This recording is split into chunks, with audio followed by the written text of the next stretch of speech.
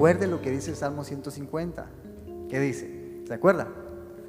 Alaben a Dios en su santuario, alábenle en la magnificencia de su firmamento, alábenle por sus proezas, alábenle conforme a la muchedumbre de su grandeza, alábenle a son de bocina, con salterio y arpa, alábenle con pandero y danza, alábenle con cuerdas y flautas, alábenle con címbalos resonantes.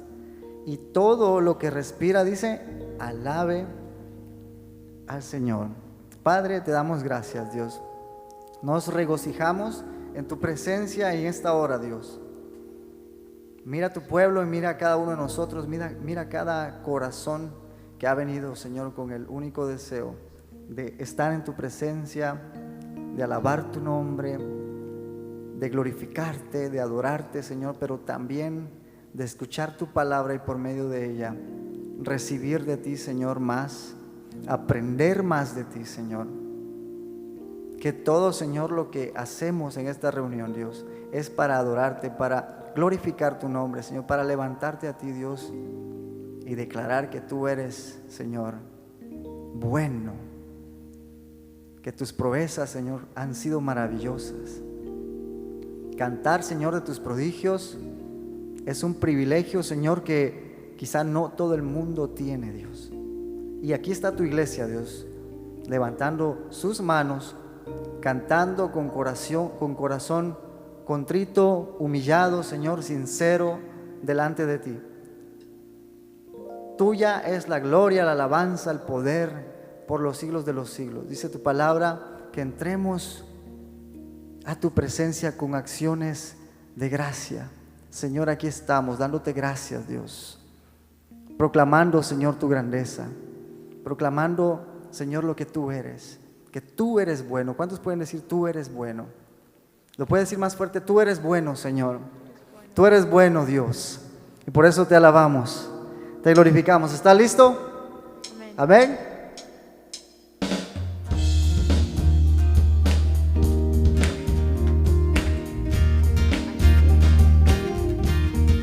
Y vamos a cantar lo que dice la palabra, que entremos con acciones de gracias por sus atrios, alabándole. Entra con acción de gracias por sus atrios, alabar. Entra en su presencia con gozo, cantando grande y fuerte es Jehová. Alábale al son de trompetas, con pandero y arpa también. Que toda la creación cante hoy, alabándole con el corazón, porque bueno es Dios, porque bueno es Dios. Dígalo. Porque bueno es Dios, para siempre su misericordia.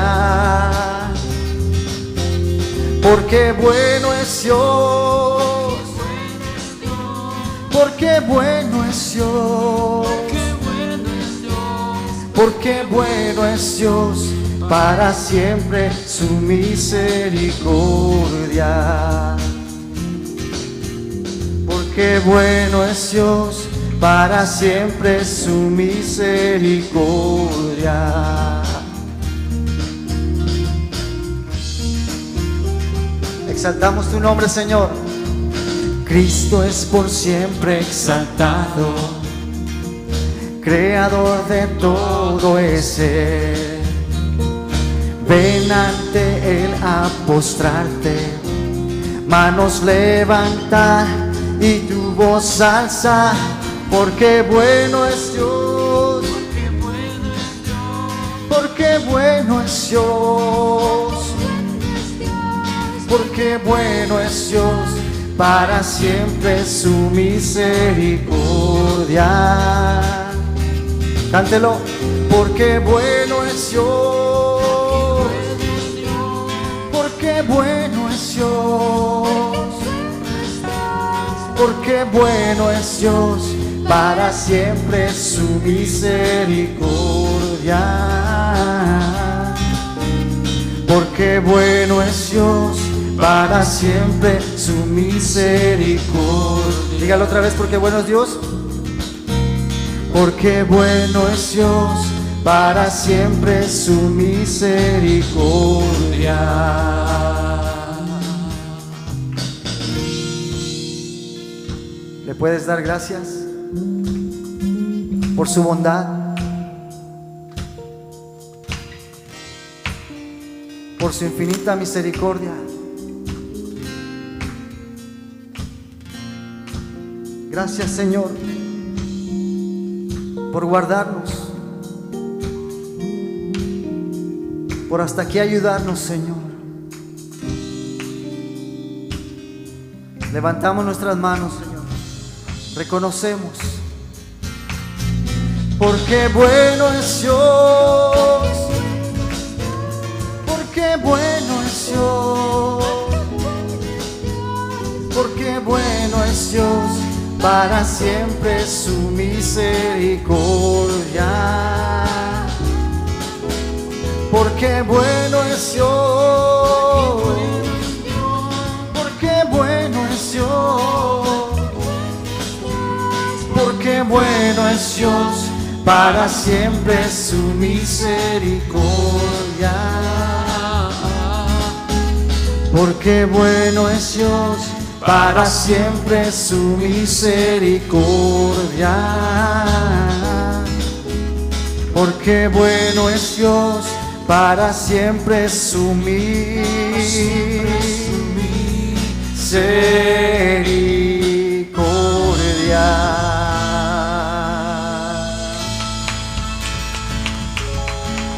Es para siempre tu misericordia, Señor. Puedes levantar tu mano, iglesia. Reconoce la bondad de tu Dios. Porque bueno es Dios, porque bueno es Dios, porque bueno es Dios, para siempre su misericordia. Porque bueno es Dios, porque bueno es Dios, porque bueno es Dios, para siempre su misericordia. Porque bueno es Dios, para siempre su misericordia. Porque bueno es Dios, para siempre su misericordia. Reconocemos tu bondad, Señor. Reconocemos tu poder. Y hoy venimos como tus hijos, Dios.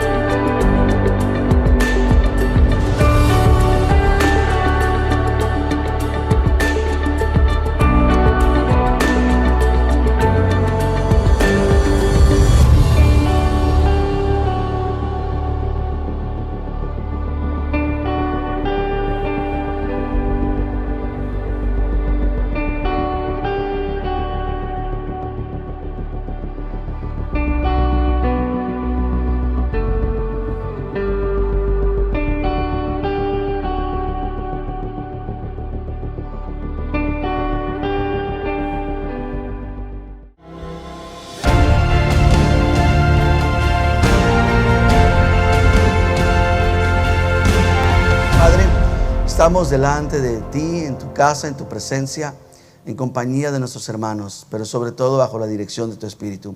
Oramos que ministres nuestras vidas que hables a nuestros corazones. Pues hemos venido a adorar a Dios, pero sobre todo hemos venido a estar a los pies del Maestro para escuchar su enseñanza, para escuchar su instrucción, pero sobre todo, Señor, para que lo que nos enseña, lo que nos revela, lo podamos poner por obra, lo podamos aplicar en nuestra vida, hacerlo una realidad, no convertirlo en una leyenda, al contrario, traerlo a la vida, hacerlo carne en nosotros, hacerlo espíritu, y que podamos, Señor, ser cada día un poquito más semejante a ti, a nuestro Maestro. Te entregamos nuestro tiempo, te entregamos a ti la dirección y el control, y sobre todo, Señor, la instrucción de la palabra en Cristo Jesús. Dice amén. Muy bien, pues estamos todavía en las fiestas de Dios. Esta sería la sexta parte. Sería el tema, las fiestas de Dios, la sexta parte. Y vámonos de lleno a la palabra. Vamos a retomar donde nos quedamos. Yo espero tratar de ligar todo para que ustedes puedan tener el hilo sin perderlo, ya sea la primera, segunda, tercera vez que lo escuchan, que están siguiendo esta serie de mensajes, y que el Señor nos ayude. Pero vengan conmigo a 1 Corintios 5, 7. Esto fue lo que leímos, esto fue lo que consideramos la semana pasada, y lo volvemos a tomar. Y dice así: por lo tanto, dejen de pecar. El pecado es como levadura vieja, que a todos echa a perder. Si dejan de pecar, serán personas nuevas, como los panes nuevos y sin levadura que se comen en la Pascua. Y mira lo que dice ahora: nuestra nueva vida es como la fiesta de la Pascua. Aquí hay algo con lo que tú y yo tenemos que toparnos inmediatamente. ¿Realmente es tu vida como una fiesta de la Pascua? Piénsalo. Yo me he quemado las pestañas, he invertido tiempo con ustedes. Nos hemos sentado, hemos leído una y otra vez. El Señor nos ha hablado, nos ha instruido, nos ha revelado acerca de la Pascua. Realmente mi vida es como la fiesta de la Pascua. ¿Qué se hacía así, a grandes rasgos? ¿Qué era lo esencial de la fiesta de la Pascua? ¿De qué se trataba? ¿Quién me dice? De comer. Yo les voy a ayudar. La fiesta de la Pascua no se trata de otra cosa más que comer. Y a los hispanos nos encanta comer. Ok, ¿de qué se trataba la fiesta de la Pascua? Díganmelo ustedes. No, ya les dije de comer. Ahora díganme qué. De comer el cordero con el pan sin levadura. ¿De acuerdo? Fíjense lo que nos está diciendo la palabra. Nuestra vida es como la fiesta de Pascua. En la fiesta de Pascua teníamos que acabarnos el corderito. En nuestra vida tenemos que pasárnosla comiendo y comiendo, mis hermanos. Hay que comer. ¿De acuerdo? Síganme acá. Es comer. ¿Comer qué? Si en la Pascua es comerse a un animal sacrificado, nosotros ¿qué tenemos que comer? ¿Qué estar comiendo la palabra? ¿Qué estar comiendo de Cristo? Él dijo: yo soy pan, yo soy vida. No nos lo hemos acabado. Recuerden, la misión de la Pascua era acabar ¿con qué? Con la carne. ¿Podíamos dejar un pedacito para mañana, para unos tacos? No, teníamos que comer la carne y de inmediato. Tu vida y mi vida ahora se trata de puro comer y comer. Qué chido, ¿no? Qué rico. Pero es comer a Cristo. Mira, antes comíamos del pecado y no es cierto que sabía sabroso, sabía amargo. Lo repudiábamos, llorábamos, pero seguíamos con el cigarro. Nos dolíamos, pero seguíamos en la suciedad. Pero ahora hemos sido limpiados, hemos sido transformados y se ha puesto delante de nosotros al Cordero de Dios. Tenemos que acabarlo. No podemos dejar de comer hasta que no nos lo acabemos. Ahora la pregunta es, ¿nos lo vamos a acabar? No. Por lo tanto, ¿vamos a dejar de comer? Pues no.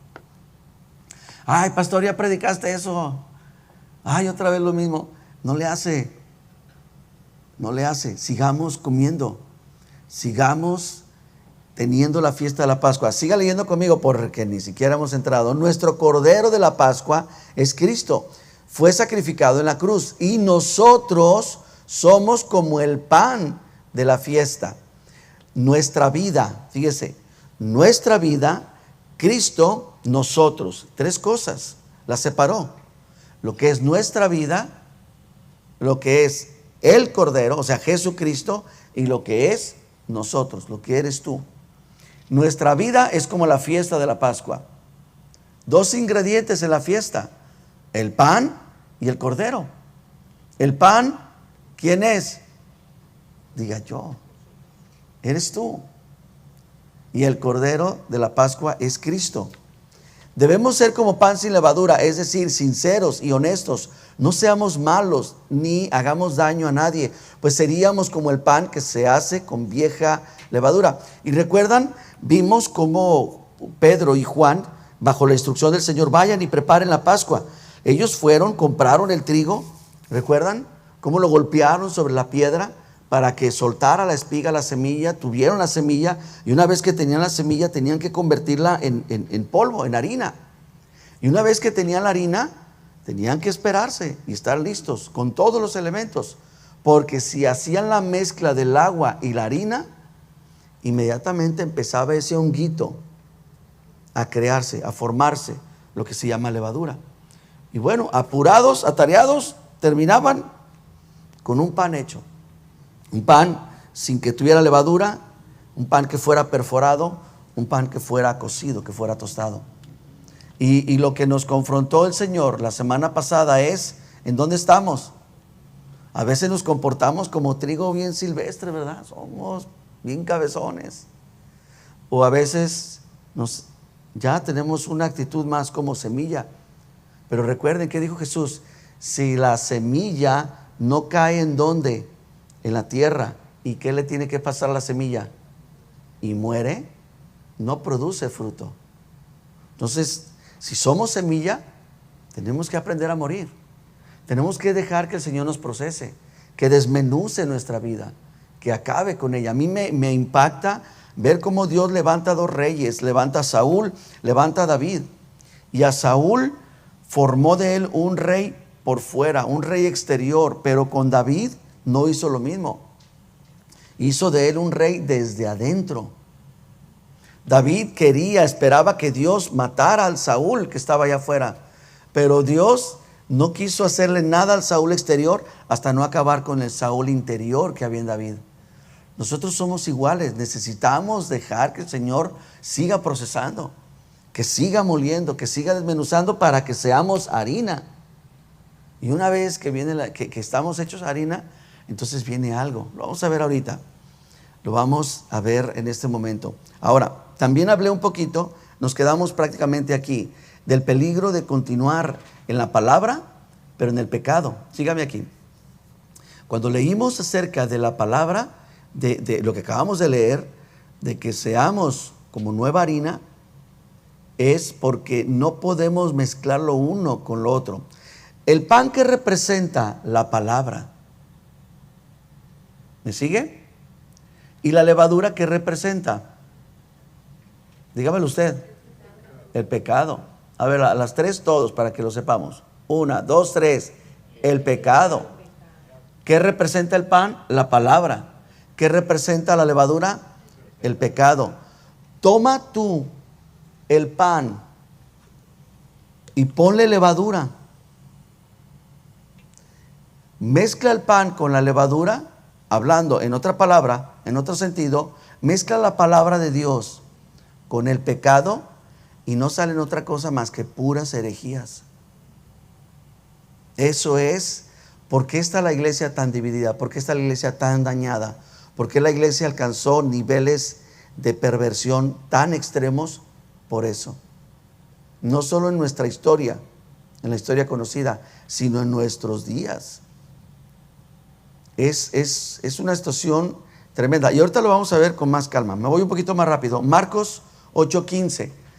Jesús nos dijo: haciendo alusión, haciendo figura de esto mismo, nos dijo que nos guardáramos, léalo conmigo, que nos guardáramos, les mandó diciendo, guárdense de la levadura de dos personajes, de los fariseos y de la levadura de Herodes.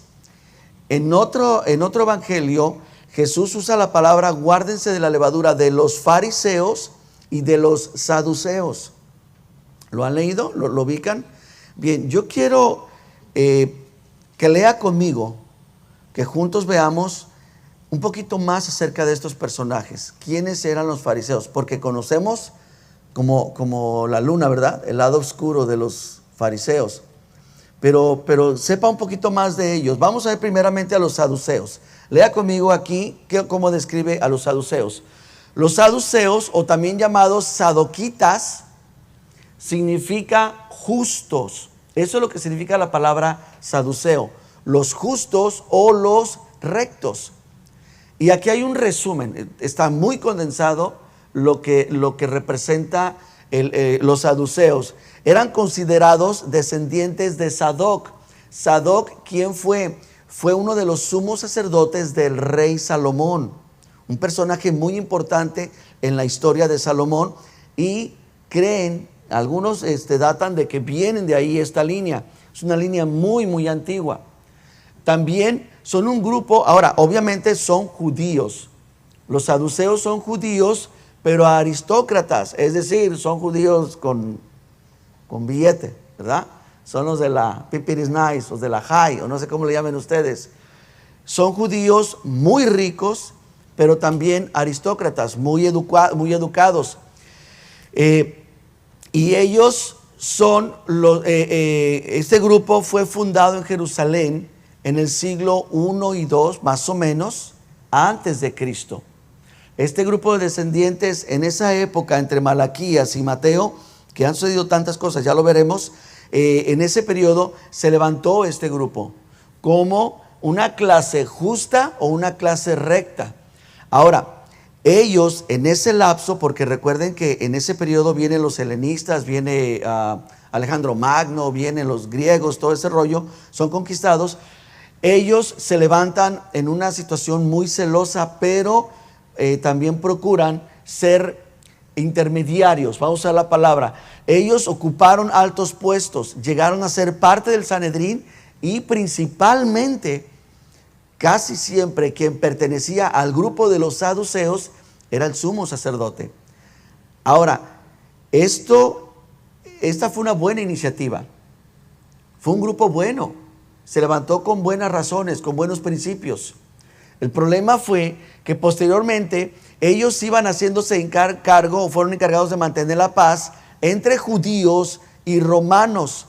Y esto generó que se ocuparan más de la política que pues de lo que tenían que hacer, que es la religión. No sé si han escuchado de hombres cristianos que de repente aparecen en la política, ¿verdad? Que el país fulano de tal ya tiene un presidente y es cristiano y todo el mundo se goza, se alegra y se regocija. Y al final yo le pregunto a fulano, oye, ¿qué pasó con tu presidente? No. Pero bueno, ahorita vamos a ver un poquito de eso. Vamos a ver ahora el grupo de los fariseos. ¿Quiénes eran? ¿Cómo se forman? Fariseos significa separado o apartado. Esa es la palabra, eso es lo que significa, los separados o los apartados. Ahora, ellos fueron también un movimiento político religioso. Ellos son más antiguos. Ellos surgieron en el año alrededor del 587 al 36 antes de Cristo. Pero ellos fueron siempre oponentes a la política del sumo sacerdote. Es decir, ellos se oponían al gobierno que había en ese momento, provocando una ruptura entre los saduceos y ellos mismos. Los saduceos, ellos querían congraciarse, pero los fariseos querían mantener ese distanciamiento y esa falta de sometimiento. También eran practicantes de la enseñanza oral. Ahora, este punto también es muy importante. Qué lástima que lo tenemos que ver tan superficial. Ellos querían que la enseñanza fuera oral. Véame aquí un momento. En otras palabras, para que me pueda entender, cierren sus Biblias, apaguen sus celulares, cierren sus libretas, yo cierro el mío y escúchenme. Que lo que tengo que decirles es muy interesante, sí, pero ¿es bíblico? Ese fue el problema con los fariseos. Recuerden de dónde venimos. Jesús dice, guárdense la levadura de los fariseos, de los saduceos o de Herodes. El problema es que ellos le dieron prioridad a la enseñanza oral y sí eran conducidos por las leyes de Moisés. Pero ¿cuántos han jugado el teléfono descompuesto? ¿Sí? ¿Lo han jugado, verdad? No, hombre, y acaba la información por todos lados. Era lo mismo. También ellos eran muy intelectuales, pero ellos eran de la clase media. Otra razón, otro motivo por el cual estar en conflicto con los saduceos. Como fariseos también, ellos, fíjese lo que hicieron, por tema de rebeldía, porque el sumo sacerdote normalmente pertenecía al grupo de los saduceos y era riquillo, ¿verdad? Era de los que compraban trajes de quién sabe cuántos miles de dólares y pues, si no lo tienes es porque no tienes fe, ese tipo de cosas. Ellos concentraron el culto en las sinagogas más que en el templo. Ellos hicieron a un ladito discretamente al sumo sacerdote y ellos se reunían más en las sinagogas, ¿verdad? Que eran pequeños templos o casas de reunión en las diferentes ciudades. Ellos, y esto es lo más importante con lo que tienen que quedarse, evolucionaron. Este grupo de fariseos evolucionó y se fortaleció en una doctrina. Su doctrina se cambió en el siglo II. Evolucionó más su doctrina y ¿qué creen? La tenemos hasta el día de hoy. Nada más que el movimiento de los fariseos ya no existe como fariseísmo. Ahora se conoce como judaísmo rabínico. El saduceísmo se acabó. No perseveró. Vamos rápidamente a ver la diferencia entre fariseos y saduceos. Mire esto. Los saduceos creían que el hombre era el creador de sus propias circunstancias. Y los fariseos pensaban que el creador de todo era Dios. Le voy a poner más o menos en contexto, a ver si le suena similar. Los saduceos creían que todo era la voluntad de Dios, que todo era, que era creador de sus propias circunstancias. Pero los fariseos creían lo opuesto. En otras palabras, ellos creían, los saduceos, creían en la predestinación a un extremo. Ellos decían, ¿de qué color de qué sabor te vas a comer tu chocolate? Tu chocolate. Pues de chocolate. Era la voluntad de Dios. Oye, pero me acaba de pasar, era la voluntad de Dios. Y todo lo adjudicaban a la voluntad de Dios, que no había un sentido en el que el hombre tuviera cierta libertad de recibir. ¿No les suena a algo como calvinismo? ¿Han oído hablar del movimiento calvinista? El movimiento calvinista dice, bueno, Dios ya predijo, ya seleccionó los que han de ser salvos y los que no. Entonces, no me voy a un lado, ni tampoco me voy al otro, me voy al otro. Ahora, los fariseos pensaban que el creador de todo era Dios. O sea, que todo tenía que ver con Dios. Y los saduceos lo opuesto. Vamos a ver una cosa más. También la diferencia entre saduceos y fariseos era que a diferencia de los fariseos, los saduceos no creían en la primer venida del Mesías. Los saduceos no creían que iba a venir el Mesías.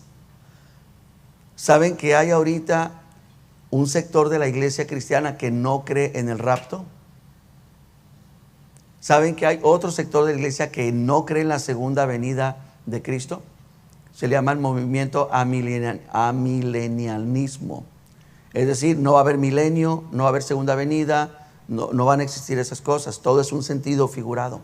Vamos a ver otra diferencia entre ellos, la número tercera. Yo solamente puse 4. Los fariseos no avalaban, no estaban de acuerdo en la relación con el gobierno. Creían que Dios, óigalo bien, había castigado a Israel por sus gobernantes. Es decir, lo que está pasando ahorita entre Roma e Israel es por culpa de nuestros gobernantes que pecaron, le fallaron al Señor. Pero los saduceos creían en el beneficio político y económico de los gobiernos y fomentaban la relación con Roma. Se los voy a poner en nuestro contexto. Es como algunos que dicen que la pandemia es un castigo de Dios. Y otros dicen que la pandemia es un invento de los chinos. Y otros dicen que y ahí sacan un montón de cosas. No nos metemos en eso, no lo vamos a hacer. Solamente para que vean la diferencia entre un grupo y otro, entre un movimiento y otro. A lo mejor con algunos se identifican, a lo mejor con otros no. Número 4, a diferencia de los saduceos, los fariseos creían en la resurrección, pero también en las tradiciones religiosas de la ley. Los saduceos no creían en la resurrección. Los fariseos sí. Pero había un pequeño problema. El problema es que creían en las tradiciones y ellos permitían que las tradiciones superaran a los principios de la Biblia. Ahora, esto es bueno de considerar. Usted dígamelo. Cuando yo tengo una experiencia personal con el Señor, yo esta experiencia tengo la libertad de venir y exponerlas con ustedes, platicarles mi testimonio, ¿verdad? Yo le puedo preguntar a Francis, ¿tú cómo conociste al Señor Jesús? Y Francis me dice, ¿verdad? No, pues a mí me pasó esto. O simplemente vengo de cuna cristiana, soy hijo de pastor, nací en el cristianismo, un día en la iglesia le entregué mi vida a Cristo, etc. ¿Ok? Si yo tomo lo que Francis vivió y lo quiero meter en la iglesia, estoy convirtiendo una experiencia en una doctrina. ¿Me está siguiendo? Si yo tomo una experiencia que yo haya tenido de cómo solucionar mi matrimonio, pero esto fue algo personal y yo lo quiero incrustar, meter a la iglesia como una forma de conducirse, lo convierto en doctrina. Pero ¿qué es lo malo? De que estoy tomando la doctrina y la estoy haciendo a un lado. Por eso encontramos iglesias, lugares donde te dicen exactamente cómo educar a tus hijos. Iglesias donde le tienes que pedir permiso al pastor para que fulanita sea tu novia, fulanito sea tu novio, para que te cases con él, a ver si el pastor está de acuerdo. Tienes que pedir ¿me explico? Ese es el tipo de problema que generaba en eso. Ahora, leímos 1 Corintios 5. ¿Se notaron que leímos eso? ¿Sí? Qué bueno. Vamos a volver a leerlo. Pero observe el contexto de que somos como pan sin levadura, que nuestra vida es como la Pascua y Cristo como el Cordero. Tiene un contexto. ¿Se fijaron cuál es el contexto, iglesia? Abran su Biblia en el capítulo 5 y en ese mismo capítulo vayan hacia arriba. Vayan arriba y van a encontrar el título. Léalo conmigo. Vámonos al versículo 6, pero encuentre el título. ¿Sabe cuál es el título? Un caso de inmoralidad juzgado. Póngame atención. Pablo les está diciendo, qué bonito se oye, ¿no? Ustedes, su vida es como la Pascua. Ustedes son como pan sin levadura y Cristo es como el Cordero de la Pascua. Pero ¿cuál es el contexto? El contexto es algo terrible. Venga conmigo al versículo 6. No está bien que ustedes se sientan orgullosos de esto. Seguramente saben que basta un poco de levadura para hacer crecer toda la masa. Vuelvan a leer conmigo, 7 y 8. Por lo tanto, dejen de pecar. El pecado es como levadura vieja que a todos echa a perder. Si dejan de pecar, serán personas nuevas, como los panes nuevos sin levadura que se comen en la Pascua, etc. ¿Sabe cuál era el contexto? Un joven fornicando con su madrastra. Ahora, eso no es lo grave, es malo, muy malo, pero dejó de ser grave por la reacción de la iglesia. Escúchenme esto todos, jóvenes y viejos. Lo peor de este caso es que la iglesia utilizó ese caso como un ejemplo de libertad de ideología. ¿Les suena? Dijeron, vean la libertad que tenemos en Cristo. Miren, vean, Podemos tener al hijo de su madrastra viviendo juntos. ¿Por qué hicieron eso? Porque tomaron el pan, tomaron la levadura y empezaron a hacer mezclas. Ideologías se han metido muchísimas en la iglesia. Hubo ideologías donde decían que Jesús no vino en carne. ¿Se acuerdan de la ideología de la iglesia que decía que Jesús nació de una flor? ¿A quién le tocó escuchar de que Jesús había nacido de una flor? Porque no vamos a decir que nació de la Virgen, pues si era virgen. Si le decimos que nació de la Virgen, pues se le quitó lo virgen. No, nació de una rosa. Sacábamos cada cosa. Entonces, ese problema que había en nuestras iglesias, en nuestras congregaciones, hay jóvenes y adultos que piensan que el aborto, que el feminismo, que el homosexualismo y otras formas de pensamiento son ok. Lo tenemos dentro de las iglesias. La pregunta sería, entonces, ¿nuestro pan está leudado?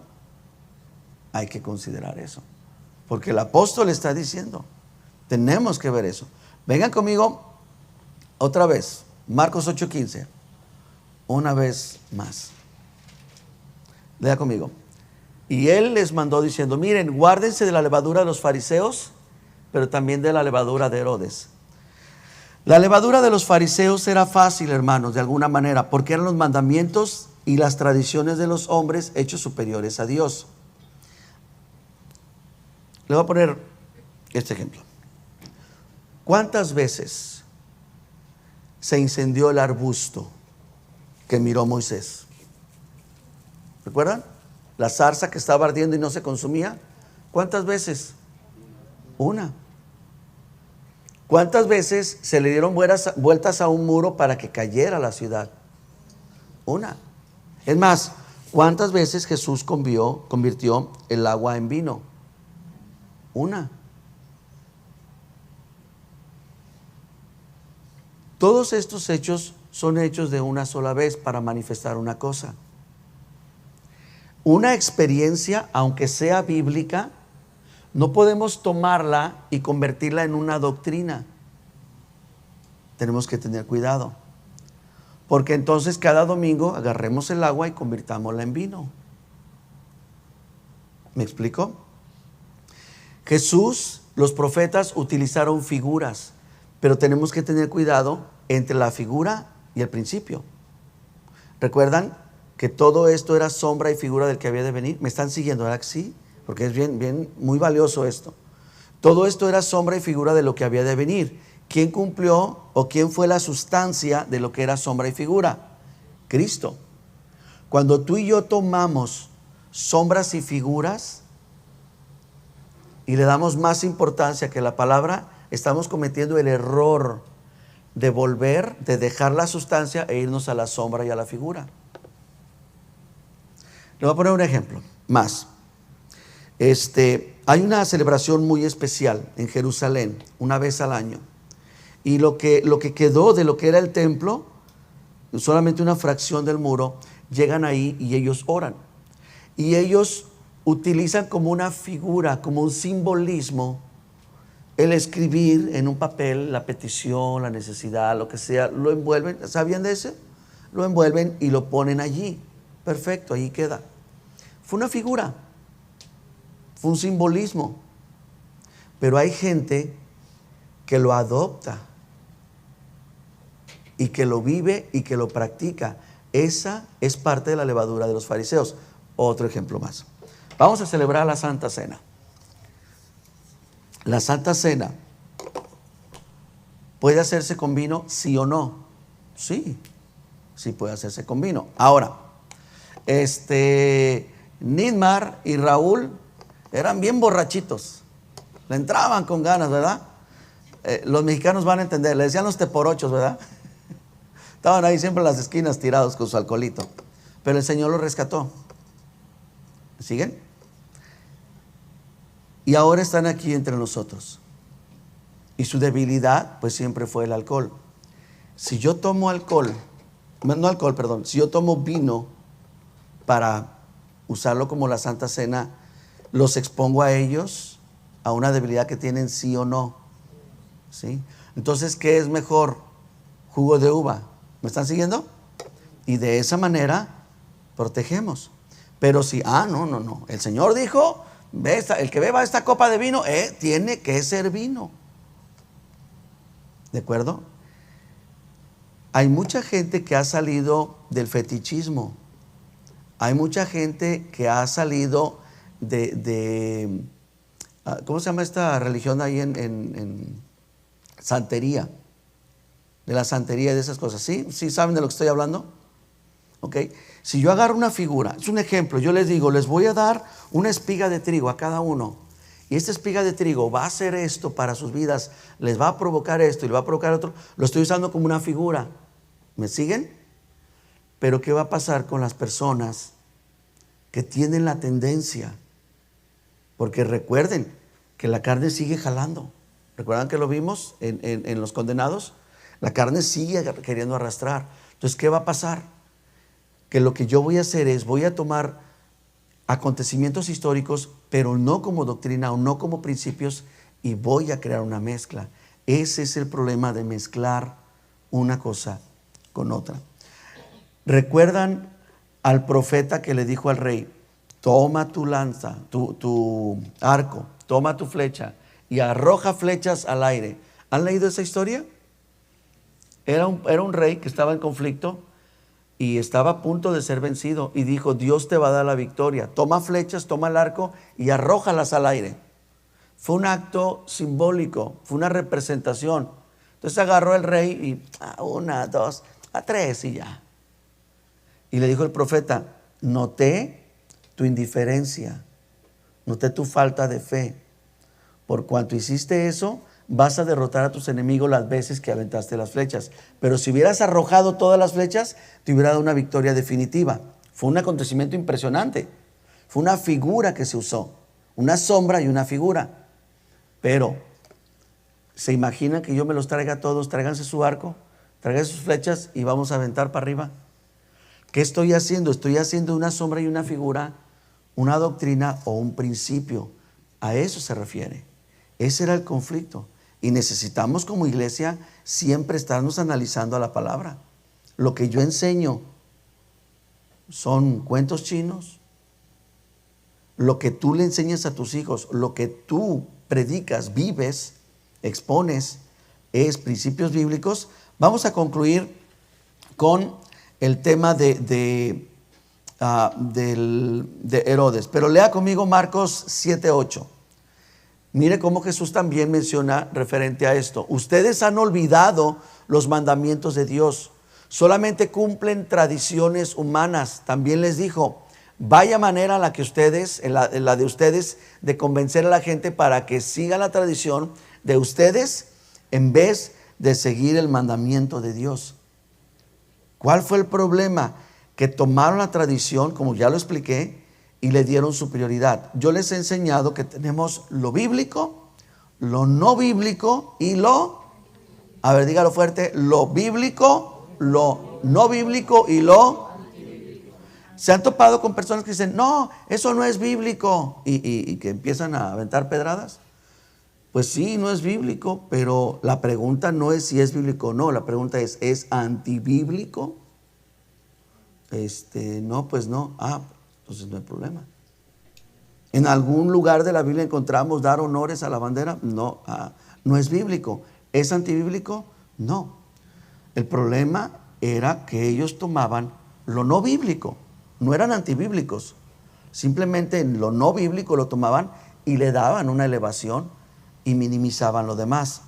El otro problema era la hipocresía. Lucas 12:1. En esto, juntándose por millares la multitud, tanto que unos a otros se atropellaban, comenzó a decir a los discípulos, primeramente, guárdense de la levadura de los fariseos, que es la hipocresía. Esto es la contraparte. Ahora es oír, pero no hacer. ¿Cuántas predicaciones no hemos escuchado en nuestra vida? No sé. ¿Cuántos textos bíblicos no hemos leído o aprendido? Si nosotros nos convertimos en personas que oímos pero no hacemos, podemos caer en ese tipo de levadura.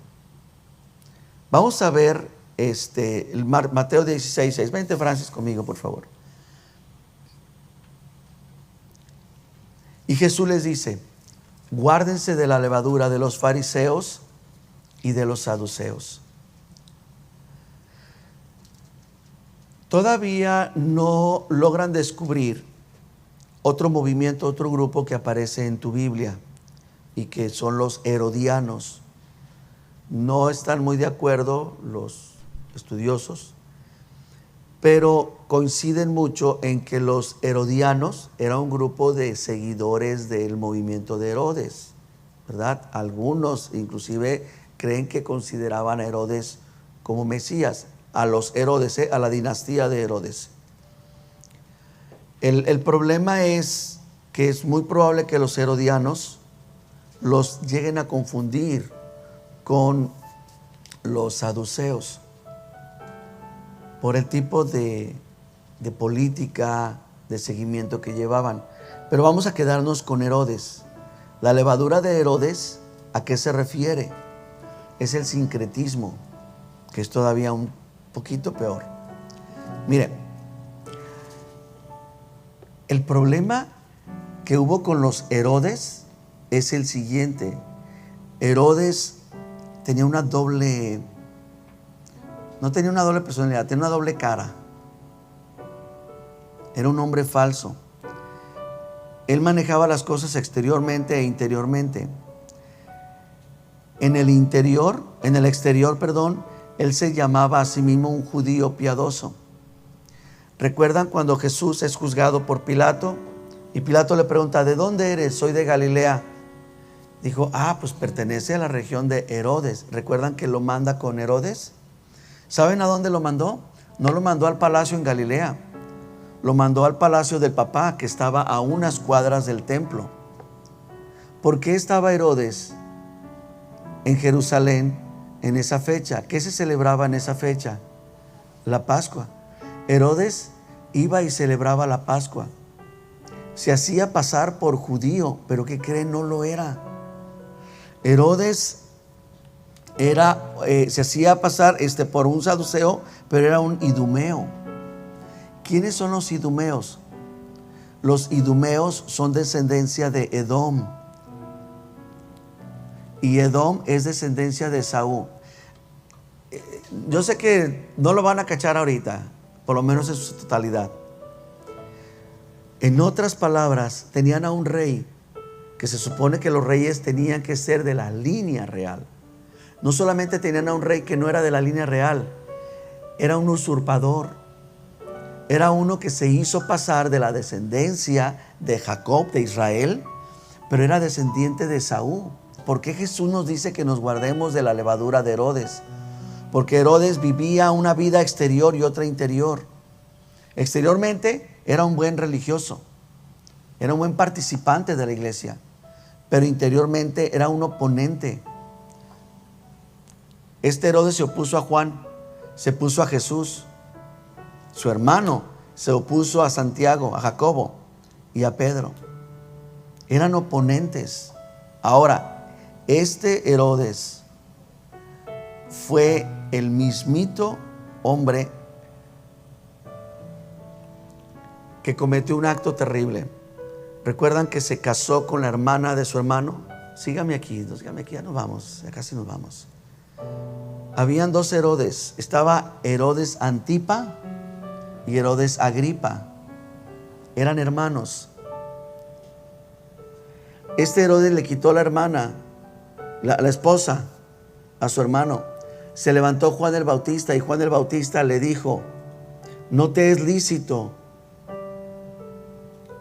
Entonces conocen perfectamente la historia, lo que sucede. Toman a Juan y lo decapitan. Y este asunto del sincretismo es tan delicado que yo no puedo solo con él. Yo necesito que ustedes me ayuden. Yo necesito que ustedes estén alertas, que ustedes se cuiden de ustedes mismos, que ustedes me cuiden a mí y que todos mutuamente nos cuidemos conforme a la palabra. ¿Por qué les estoy diciendo esto? Lean conmigo Mateo 16:13. Véalo aquí. Viniendo Jesús a la región de Cesarea de Filipo. ¿Qué quiere decir esto? Que se movió a la otra región donde el otro Herodes era el que gobernaba. Estaban peleados los dos Herodes.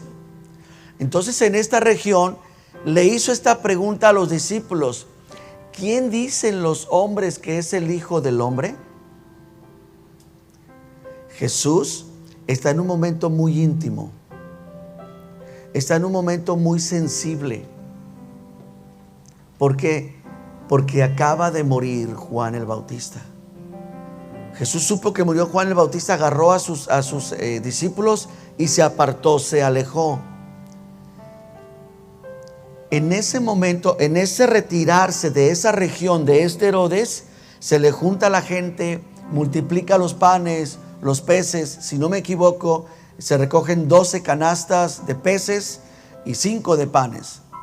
Ustedes me corrigen. Y de ahí toman el barco y zarpan y se van. Y estando ya en el otro lado, Jesús les pregunta: ¿quién dicen los hombres que es el Hijo del Hombre? En lo que respondieron los discípulos: unos dicen que eres Juan el Bautista, otros eres Elías, otro Jeremías o alguno de los profetas. Y Jesús les preguntó: ¿y ustedes quién dicen que soy yo? ¿Y saben qué pasó, iglesia? Se callaron. Nadie respondió nada. Hasta que en ese momento Pedro, y ni fue Pedro, el Espíritu Santo usó a Pedro y le dijo: tú eres el Cristo. ¿Por qué está pasando esto? Porque había permeado aún en la creencia de los seguidores de Cristo algo que Herodes hizo. ¿Por qué le dicen que algunos eres Juan el Bautista? Vengan conmigo a Mateo 14:1. En aquel tiempo Herodes el tetrarca oyó de la fama de Jesús y dijo a sus criados: este es Juan el Bautista que resucitó de los muertos. Este Herodes que practicaba la Pascua, iglesia, que comía panes sin levadura, que iba y traía ofrendas, que levantaba las manos, tocaba el bajo, no sé qué hacía, ¿verdad? Este mismo Herodes levantó un movimiento, una doctrina de que Jesucristo fue encarnación de Juan el Bautista. Él dijo, él creía en eso, creía en la encarnación, la reencarnación. Y dijo: es Juan el Bautista, yo lo maté y ahora está en él los poderes. Y este movimiento, esas palabras que salieron del palacio de Herodes, estaban hasta en los discípulos. De manera que Jesús les pregunta: ¿quién dice la gente que soy yo? Pues dicen que eres Juan el Bautista. ¿Será? Y Jesús dice: ¿y ustedes quién dicen que soy yo? Y no supieron responderle. ¿Por qué? Porque hubo un sincretismo. ¿Qué es el sincretismo?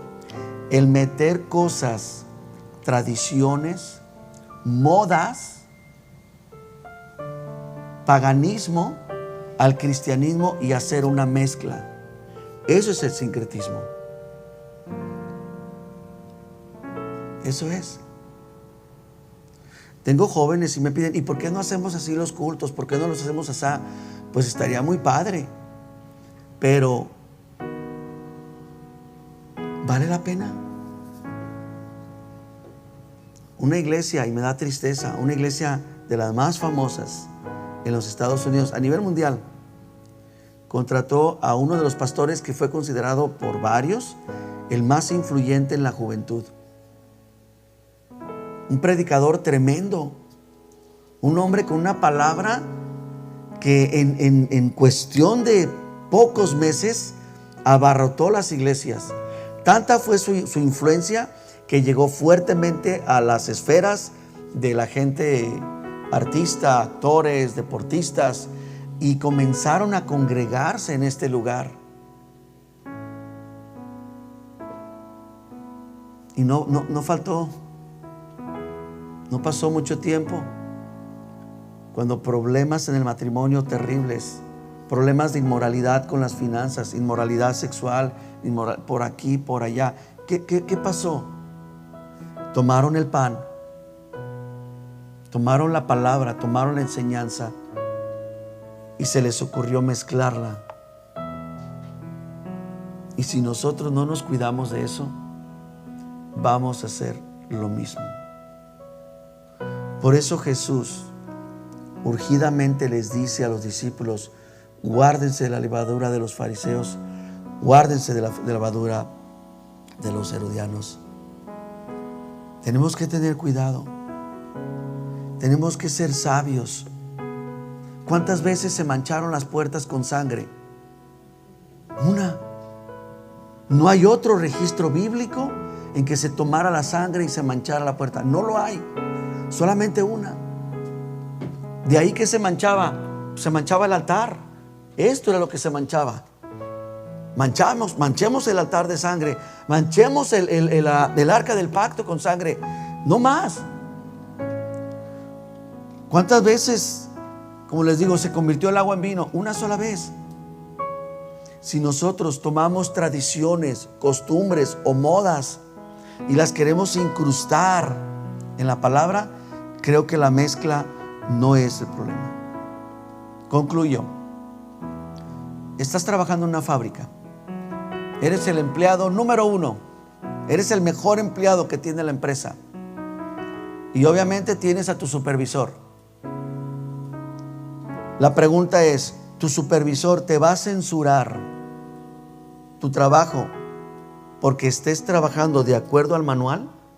Si el manual te dice paso 1, esto, paso 2, esto, y si tú lo haces, ¿te va a censurar tu supervisor? No lo va a hacer. ¿Por qué? Porque estás conforme al manual. Ok, es lo mismo para la iglesia. El Espíritu Santo jamás nos va a censurar si actuamos conforme a la Biblia. Pero si no lo hacemos, vamos a cometer ese error. Vamos a dejar la figura, la sustancia, el contenido, lo vamos a hacer a un lado y vamos a hacer sombras y figuras. A eso se refiere el texto. A eso se refiere esta porción que leímos de Corintios. Poca levadura leuda toda la masa. Que Dios nos ayude, ¿no creen? Porque lo necesitamos. ¿Oramos? Ore conmigo, cierre sus ojos un momento. Y yo quiero invitarles a que en este minuto cada uno consideremos. Considera tu hogar, considera tus redes sociales, considera tu entendimiento en base a lo que te rodea. La sociedad que estamos viviendo, considérala.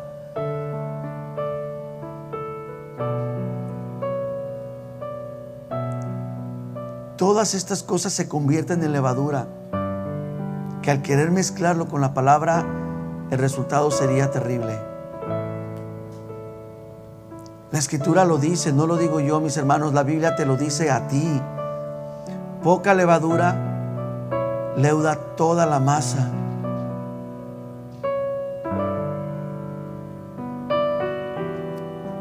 Pídele al Señor que te muestre si hay algo de levadura en nuestras vidas, en tu vida. Y toma una decisión. ¿Qué vas a hacer con ella? ¿Qué vamos a hacer? Yo tengo que cuidar la levadura de la iglesia. Tengo que cuidar la levadura de mi casa. Tú tienes que cuidar la levadura de tu casa y tienes que ayudarme a que esta iglesia se mantenga sin la levadura. Guardémonos de la levadura de Herodes, guardémonos de la levadura de mezclar el pecado con lo santo, la luz con las tinieblas. Pablo en la pasión, en el sentir, en el fuego de Dios, dice y pregunta: ¿qué comunión tiene la luz con las tinieblas? ¿En qué van a tener comunión Cristo y Belial? Pregúntate, mi hermano, mi hermana, ¿hay comunión entre las ideologías que tenemos allá afuera y la palabra de Dios?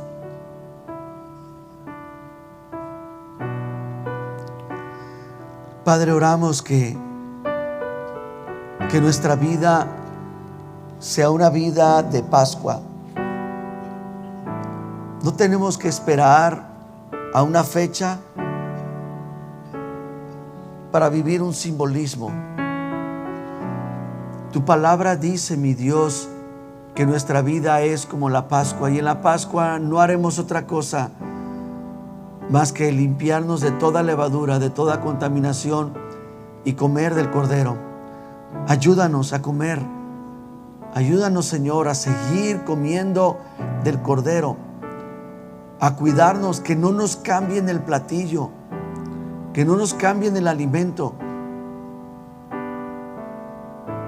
Padre, tu pueblo muchísimos años atrás comenzó comiendo un cordero, y cuando menos se dieron cuenta estaban comiendo un cerdo. Fue abominable para ti. En ese sentido, ayúdanos a que no cambiemos la dieta, a que nuestra dieta sea Cristo, solo Cristo, nada más Cristo. Gracias por grandes hombres, grandes predicadores. Gracias por grandes estrategias y movimientos que hay, que tú iluminas a las personas, pero es la visión que les has dado a ellos. Es el método que les has dado, es la estrategia que les diste. Pero tú tienes algo para nosotros. Muéstranos, Señor, que seamos imitadores de Cristo y no imitadores de los hombres. Ayúdanos, Padre, en nuestra casa igual. Ayúdanos a mantenernos con nuestros hijos en armonía, en amor, en cariño, pero en firmeza. Decirle a nuestros hijos, no traigas levadura a la casa. Como esposos, como esposas, que guardemos el hogar, que lo guardemos de toda levadura. Ayúdanos, mi Dios, que seamos como panes nuevos y que nuestra vida sea una vida de fiesta, de gozo, de paz y de alegría. Eres un Dios que perdona, que libera, que sana y que restaura. Nos vamos de aquí, Señor, con tu paz, con tu bendición, con tu amor y tu gracia. En Cristo Jesús. Dice amén.